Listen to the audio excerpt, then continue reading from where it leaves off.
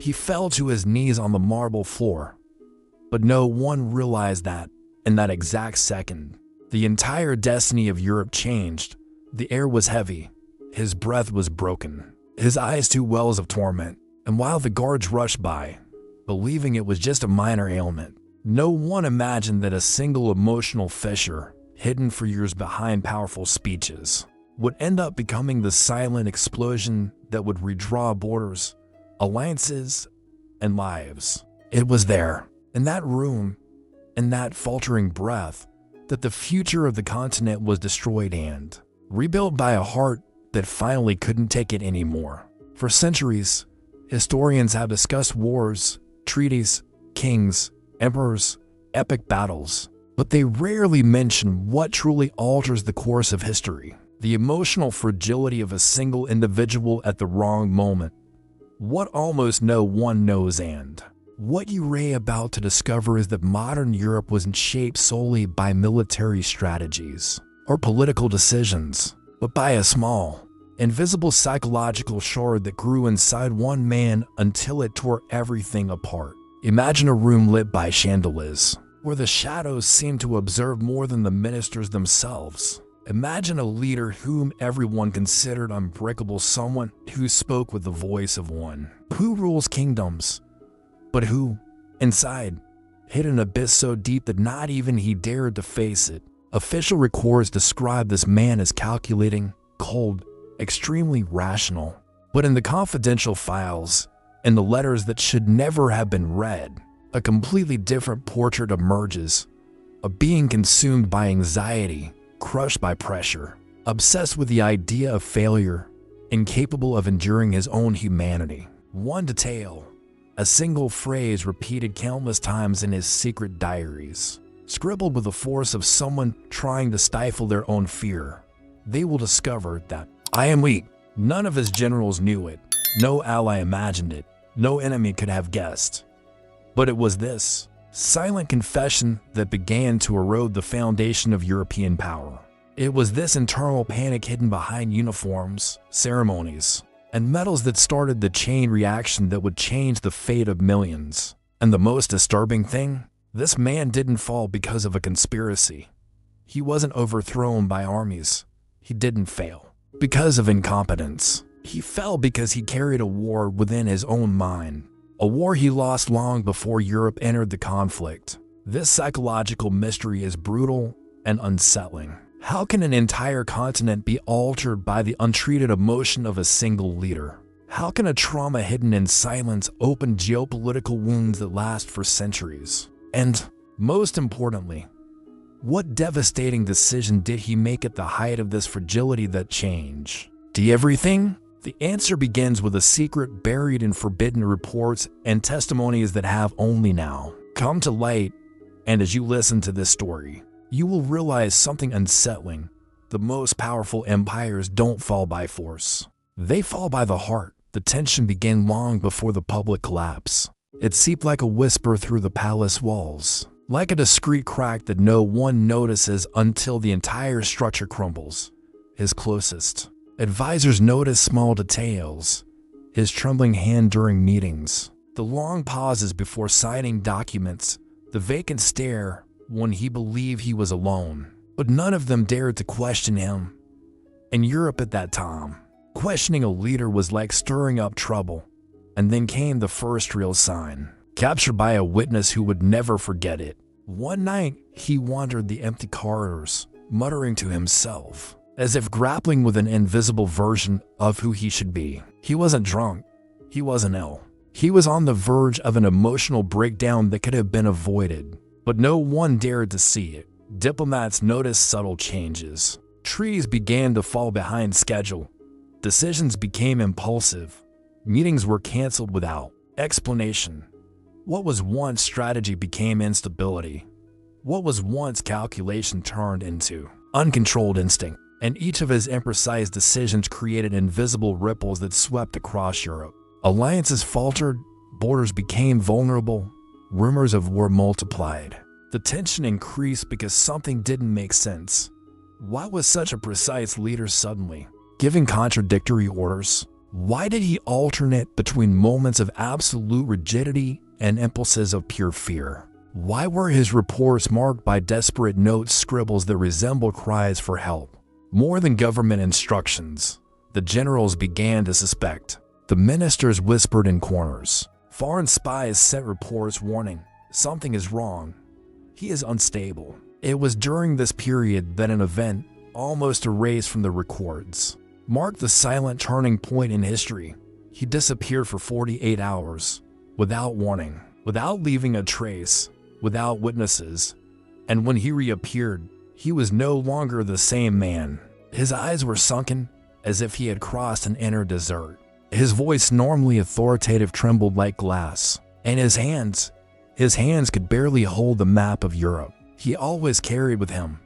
The tension became unbearable because, for the first time, even his rivals realized there was no grand strategic plan unfolding. A psychological collapse was imminent, and no one knew what would happen when his mind finally broke. But one thing was clear. Europe was on the brink of a storm created not by armies, not by nations, not by ideologies, but by the emotional vulnerability of a single man who hid his own pain as if it were a crime. And everyone felt that something even more serious was yet to come, something no one was prepared to face. To understand how a single man managed to alter the destiny of Europe, one must look beyond the archives, beyond the dates, and beyond the battles. One must look inside his mind, a battlefield more devastating than any border marked on maps. Psychologists who studied the case decades later reached a disturbing consensus. His collapse was not sudden. It was the result of a classic psychological cycle, but one ignored by those around him. This is called continuous pressure combined with emotional isolation. He lived in an environment where admitting fear was synonymous with weakness, where hesitation was dangerous, where being human was unforgivable. In psychology, we call this a rigid emotional structure, a type of internal armor, built to withstand gigantic responsibilities. An efficient armor, but one that, when it cracks, crumbles entirely. And that is exactly what happened. Newly discovered archives show that, in the months leading up to the most controversial decisions of the time, decisions that would reignite conflicts, shatter alliances, and change borders, he showed clear signs of emotional exhaustion syndrome. Classic symptoms: distorted perception of reality, paranoid interpretation of threats, decision-making based on fear rather than strategy, hypervigilance, severe insomnia, episodes of depersonalization, in which he said he felt outside his own body, and each of these symptoms can be directly linked to historical events in Europe. For example, documents reveal that the signing of a disastrous treaty considered today the beginning of a continental crisis occurred. After 4 consecutive nights without sleep, modern psychological research shows that after 72 hours of sleep deprivation, the brain begins to function as if in a state of intoxication. Perception diminishes, fear increases, emotional control evaporates. Another crucial episode, which changed entire alliances, happened shortly after a panic attack documented by his personal physician, information hidden for decades. During this attack, he believed he would be betrayed by his own advisors, and, driven by this terror, he ordered strategic changes that would put Europe on a collision course. His fear became politics. His anxiety turned into diplomacy. His inner wounds became external conflicts. Psychologists also highlight another devastating element: the theory of the fragility of power. The higher someone is, the more afraid they are of falling, and the more afraid they are, the more aggressive, impulsive, and unpredictable they become. This pattern is universal among unstable leaders. The mind tries to compensate for internal panic with grandiose acts, a desperate attempt to prove that it is still in control. And so he made decisions that seemed like strength, but were merely reflections of despair. Europe was not shaped by brilliant strategies. It was shaped by the psychological collapse of a man who didn't know how to ask for help. And the most shocking thing is that if the psychological knowledge we have today had existed then, The entire crisis could have been avoided. But nobody saw it. Nobody wanted to see it. And while he was falling apart inside, the entire continent prepared to feel the consequences. When everyone believed that his emotional decline had reached its limit, something absolutely unexpected happened, something that neither his allies nor his enemies could have predicted. The first dramatic turn came on a quiet morning when he called an emergency meeting with his top advisors. They expected an erratic speech, perhaps more confusing orders. But when he entered the room, he was calm to calm. His voice firm, his gaze focused, his posture impeccable. For a few minutes, he seemed like the leader he had always been, or at least the one he had pretended to be his whole life. He presented a strategic plan so precise that it left generals disconcerted. It was like watching an actor perform his best role moments before leaving the stage forever. But no one realized that this calmness was not stability. It was resignation. Psychologists call this phenomenon terminal clarity, when someone on the verge of collapse finds an artificial peace before the final collapse. And that is exactly what happened. The second turning point occurred the following morning. Reports describe a surreal scene. Him locked in his office, staring fixedly at the large map of Europe as if conversing with it. He didn't speak. He didn't move. He seemed petrified before something only he could see. When he finally came out, he ordered a radical change that dismantled years of alliances and put rival powers on a direct path to confrontation. It was such an absurd decision that, initially, ministers thought it was a test. But it wasn't. It was the beginning of chaos. And the third dramatic turn came days later, when a classified document unexpectedly leaked. A letter written by him addressed to an important ally, confessing, "I can no longer distinguish real threats from phantoms I myself have created." This letter exploded like an invisible bomb. Governments began to act on their own. Treaties crumbled, trust evaporated, and then came the most shocking turn of all. During a public ceremony, before ambassadors, generals, and nobles, he looked at the crowd and froze. His eyes widened as if he saw something monstrous. His lips trembled. His breath caught in his throat. And he said, his voice shattered, "You will destroy me." The phrase echoed through the hall like an emotional earthquake. From that moment on, everyone knew he no longer had control over anything. The facade had fallen, and when a leader reveals his vulnerability to the world, everything changes. Neighboring countries prepared to act swiftly, some to expand their borders, others to protect themselves, others to take advantage of the power vacuum that was forming. Europe, already tense, went into a state of full alert. But there was still one last twist, the most decisive, the most unexpected, the most destructive. In an attempt to regain control and prove his strength, he made a desperate decision. He signed a final order, as impulsive as it was dangerous, that would place entire regions under imminent threat of armed conflict. One signature, one moment, an act of emotional desperation disguised as authority. And it was this twist, this decision made with a broken heart, that pushed Europe onto a path of no return. What no one knew yet was that this order would be the trigger for the most intense climax in history. The order had already been signed, a simple stroke of ink that, for him, represented the recovery of power.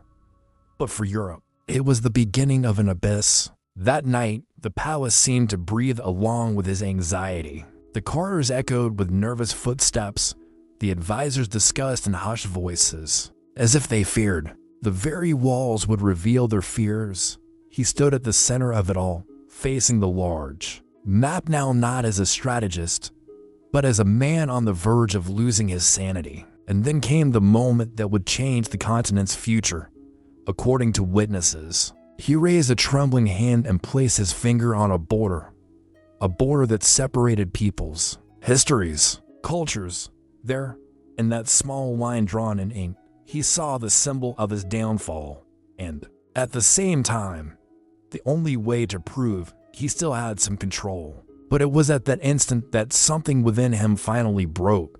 Records describe him beginning to speak to himself not as before, but in a fragmented way, as if his mind were divided into two versions of himself, one trying to govern, the other begging to escape. They surround me. They await my mistake. I need to act. I need to show strength. As he murmured, fear expanded within him like an uncontrollable wildfire. And then he did something no one expected. With a swift movement, he tore the map of Europe in half. That piece of paper represented centuries of diplomacy, conflict, negotiations, and sacrifices. When it tore, the sound echoed like thunder in the room. It was at that exact moment that his generals who had been watching in alarm realized he was no longer fit to command. Europe was being led by a broken man. The emotional conflict he had tried to hide for years exploded before a silent audience. He slumped into his chair, breathing as if struggling to keep his own heart in his chest. And then, at the peak of his collapse, came the most devastating revelation. With tears he tried to hide, he said, "I can no longer distinguish between threat and loneliness." That sentence landed on everyone like cold snow. There was no more politics in that room. There was no more hierarchy. There was only a human being crushed by the weight of his own power. At that moment, ministers and generals understood any decision he made from then on could set the entire continent ablaze. The danger was not external. It was internal, psychological, profound. And while he crumbled before them, Europe, outside, awaited an order that could start a war, an order that depended on the mind of a man who had already ceased to exist emotionally. The climax was not a battle. It was not an attack. It was not a confrontation between armies. It was the intimate collapse of a lonely leader who could no longer uphold his own name. And that collapse would be the final spark that would change everything. Europe didn't change because of an army. It didn't change because of weapons, brilliant strategies, or technological advances. It changed because of something that rarely makes it into history books, the heart of a man who couldn't handle himself. It seems absurd.